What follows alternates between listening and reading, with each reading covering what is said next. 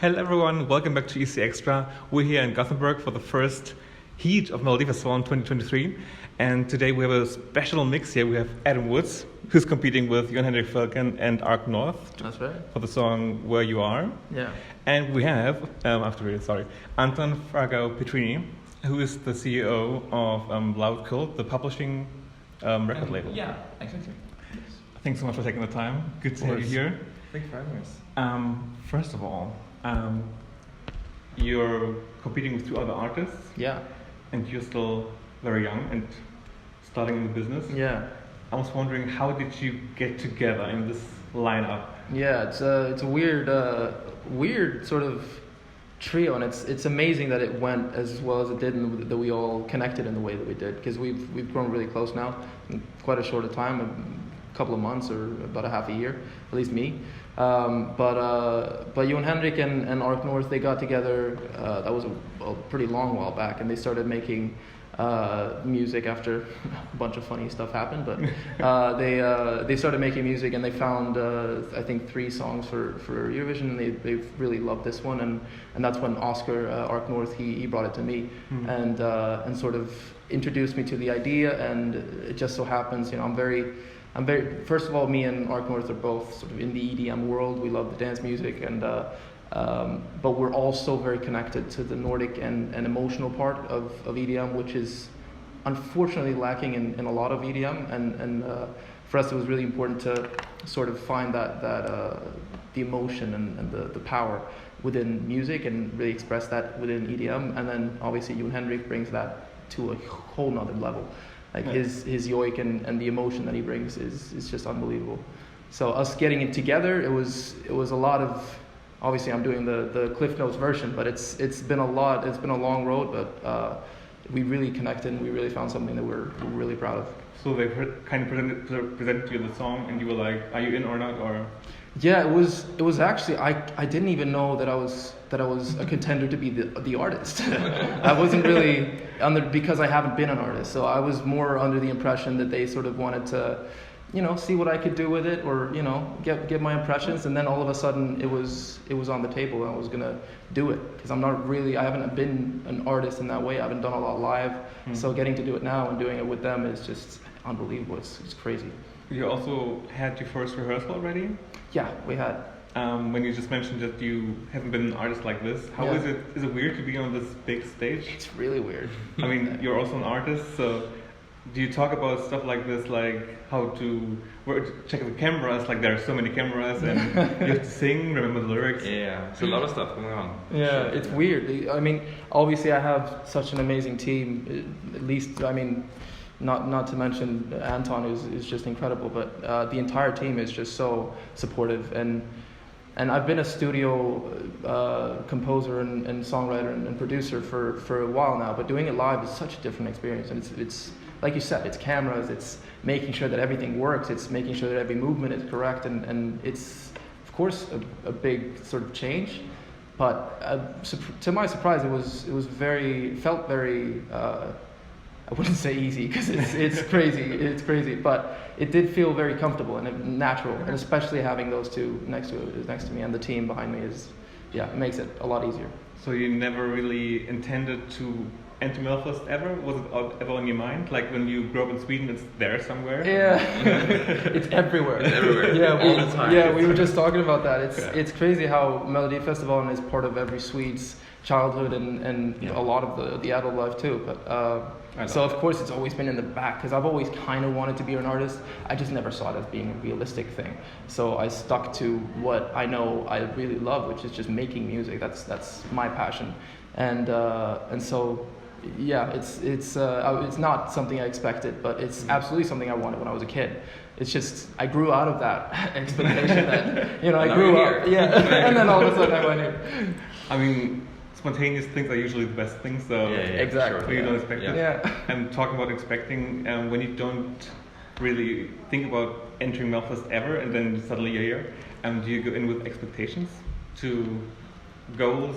I don't know, reach people or play positions in the final or something, or?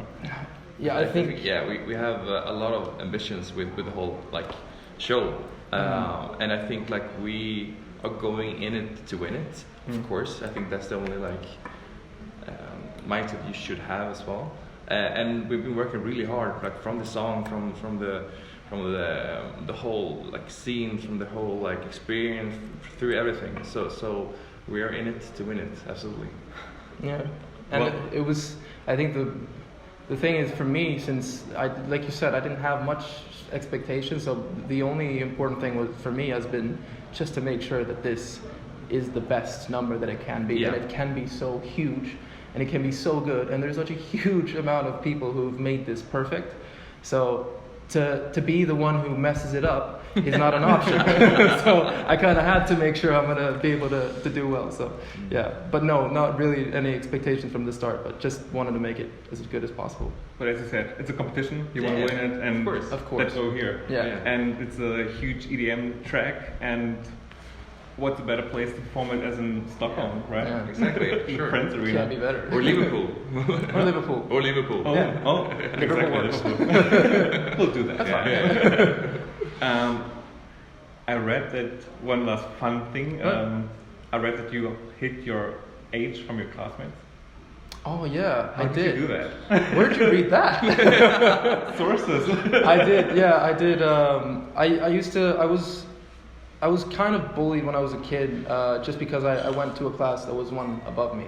So I had some real problems with just always being younger and being smaller. So that's when I started working out. I started, being really ambitious when it came to school, when it came to a lot of the other stuff.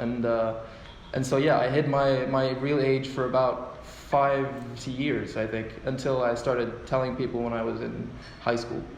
So it took a pretty long time before I started telling people.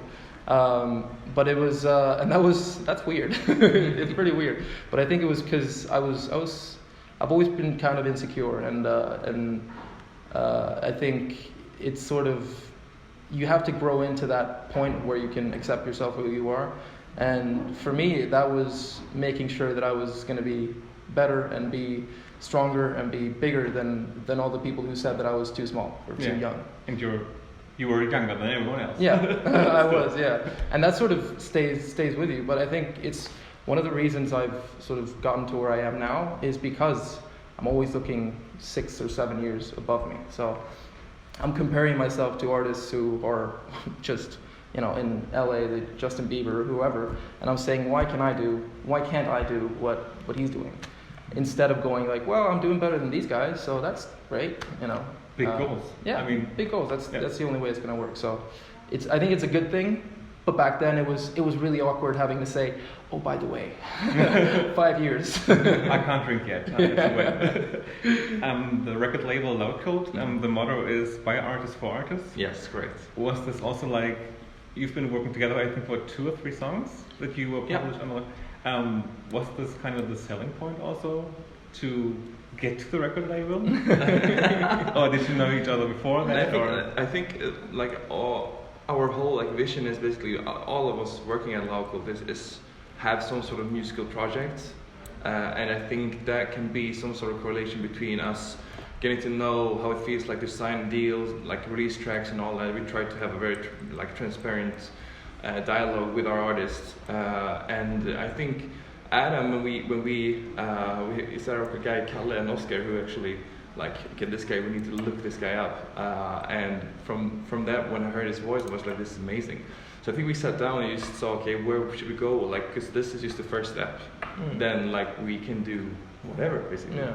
So I think, and hopefully that part of artists for artists is maybe some sort of push in the back, but I think it's more that we connect as humans and understand where we're going is the main goal.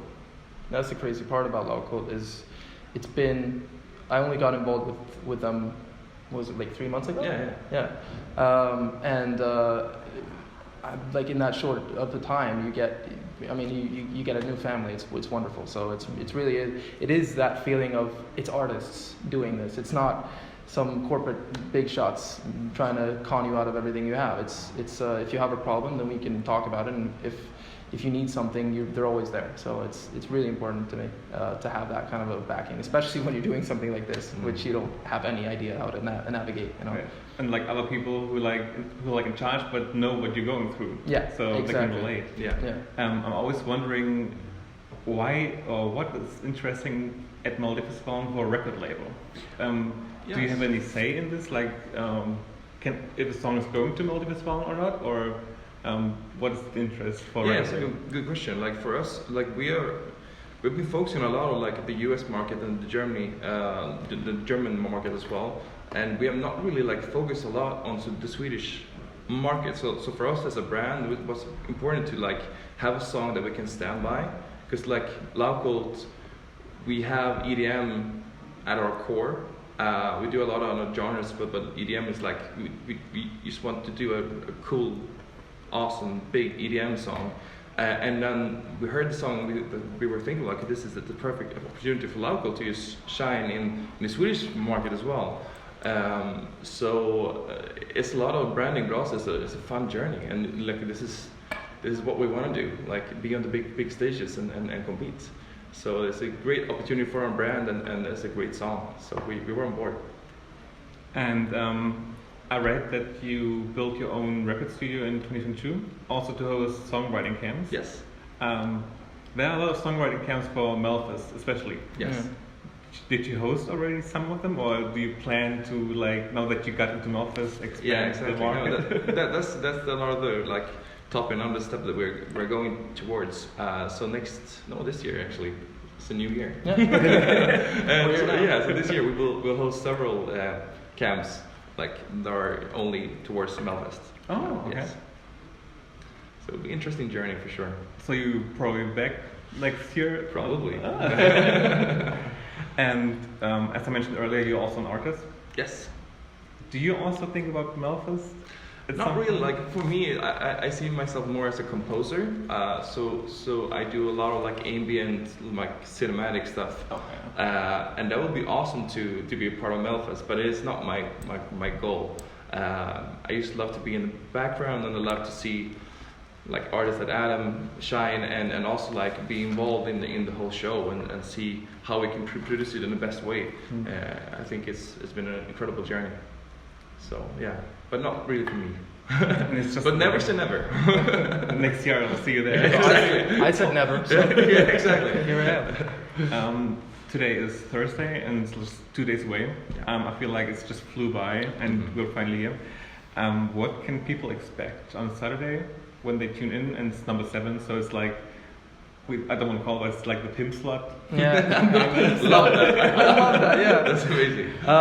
Well, in regards to the pimp slot, we wanted to honor it. I think we have something that you've never seen before, which is something really cool. Like you can hear, if you listen to the song, you'll love it. It's crazy good. It's amazing. But I think seeing it on stage and seeing just how much it means to all of us three, and the meaning that's behind it, which is so much more than just an EDM banger. You know, it's. I think that's when people are really gonna relate to it and realize just how massive this is. And as far as the stage, I think Anton's wallet can tell you good enough that it's crazy. It's really good. It's really cool. But it's really something special. I haven't ever seen anything like this on Melfest, and I don't think anyone else has. So it's going to be really cool. Do you guys have like a friends family coming for the shows? Yeah, I think a lot of our friends and family are coming. Yeah. So it would be very special to have them actually being there on site as well. But a lot of people will share from home as well. So yeah, but it will be special for sure. Yeah, I have my full family coming.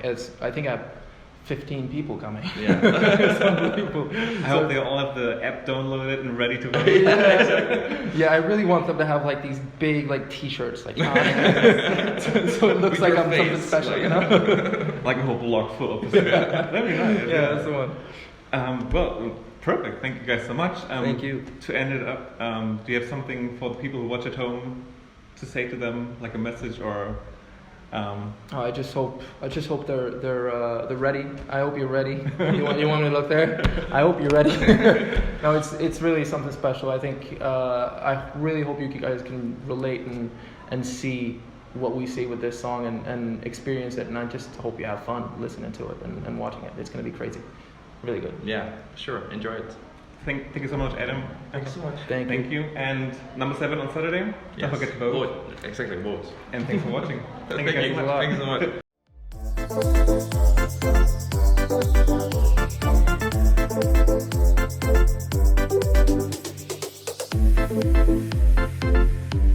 much.